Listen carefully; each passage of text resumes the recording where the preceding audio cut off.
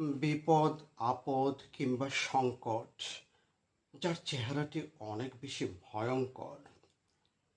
কখনো কোনো বিপদের স্বপ্ন আমরা ঘুমের মধ্যে দেখে ফেললে আমাদের ঘুম ভেঙে যায়। কারণ আমরা এই বিপদ কিংবা সংকটের মোকাবেলা আমরা কেউ করতে চাই না।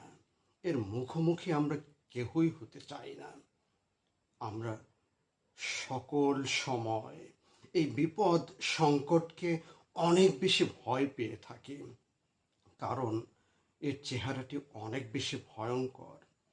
কিন্তু প্রকৃত কথা হচ্ছে এই বিপদ সংকট যা আমাদের নিত্যদিনের সঙ্গী, আমরা এগুলো থেকে বেরিয়ে যেতে পারি না। আমরা প্রতিনিয়ত এই বিপদ এবং সংকটের সাথেই আমাদের চলতে হয়।